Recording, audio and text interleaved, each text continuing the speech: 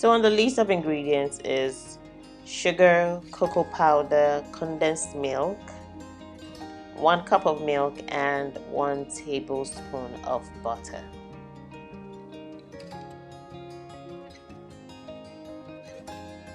Here we'll have to put our 1 tablespoon of butter into the pot and make sure your hand is clean.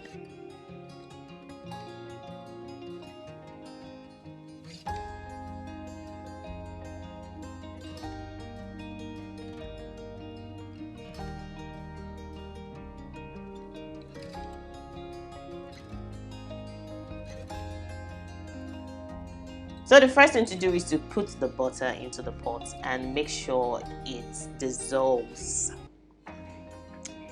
Try your best possible to scrape off every butter you have on the spoon so you won't be short on the butter you need for this recipe. Stir with a spatula. Please do not use the wooden spatula. As you can see, I'm using a plastic spatula. Do your best to try and make it dissolve, after which we'll be adding our sugar.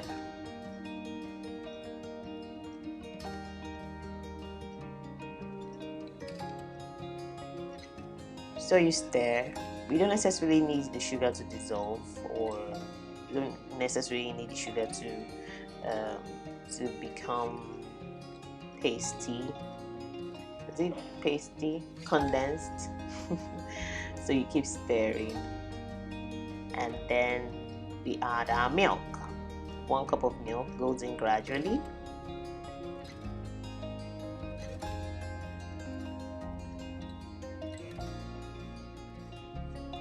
Keep putting it in bits and keep stirring until the sugar dissolves.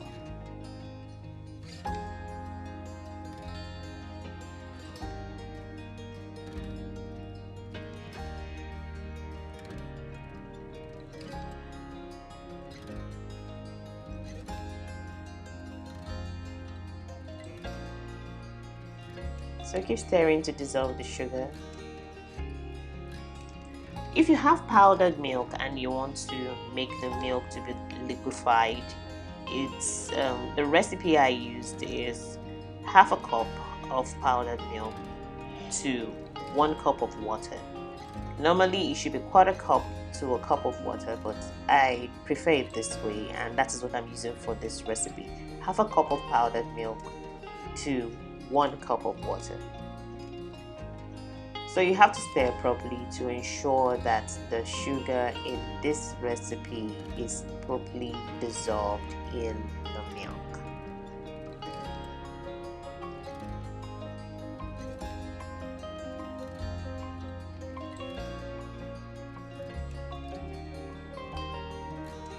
Now we have to add our condensed milk.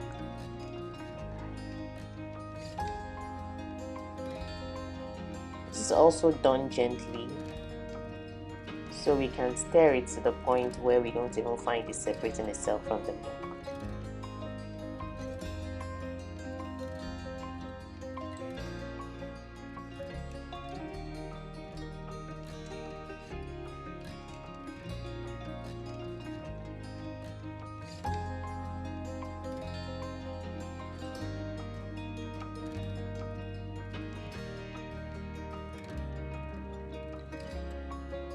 Scrape, scrape, scrape.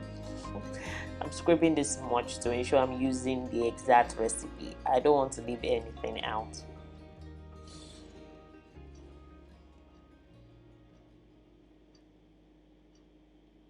Keep stirring and we are ready to add our cocoa powder. This is done gradually. Again, because the cocoa powder ends up staying at the top of the milk mixture. So at this point, the plastic spatula cannot do much, and we'll be needing the whisk as against the spatula.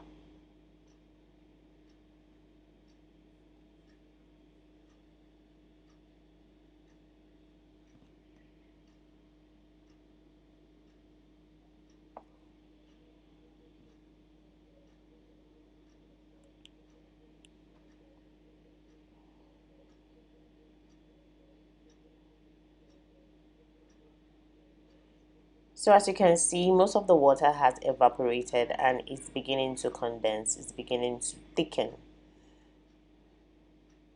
It's looking more like a syrup as it is right now, but we are yet to get the exact consistency that we want.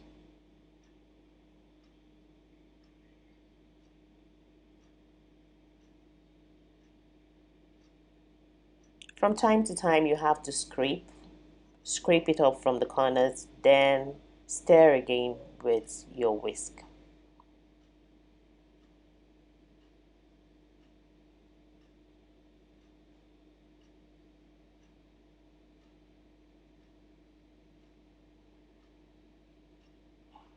As you can see, it's beginning to get thicker and will be done in no moment.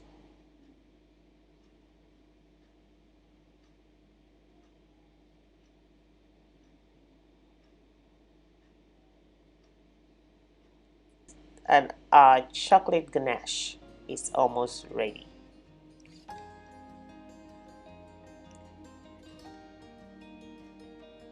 This is the way to test if your ganache is ready.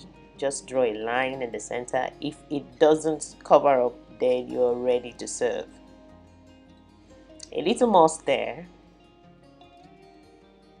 and we are done.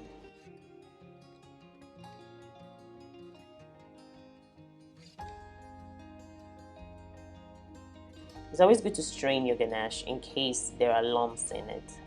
That's the only way you can get the exact thing you're looking for. Smooth, chocolatey ganache that can do everything you want it to do in every recipe you want it for. Be it as a finishing of your cake, a spread, or a dip, however you want to use your ganache. It's ready the moment you strain it.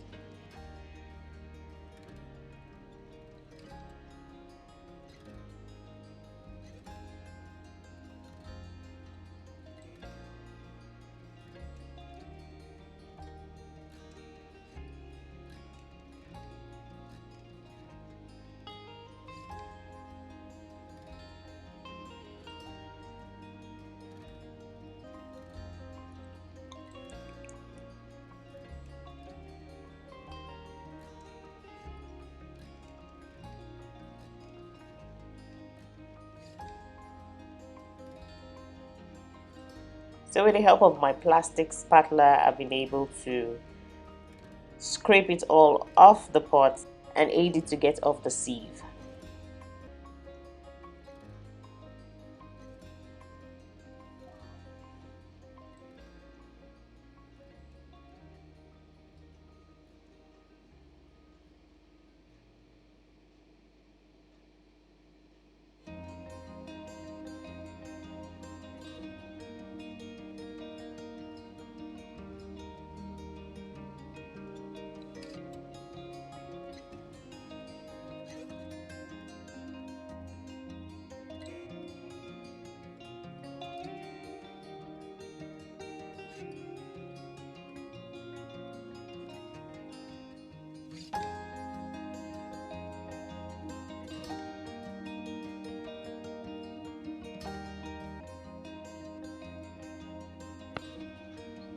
So here we are, our ganache is ready for every kind of dessert that we need it for. So if you've come this far and you enjoyed this video, why not share this video, help this channel to grow. Click on the like button and I'll see you in the next video. Bye bye.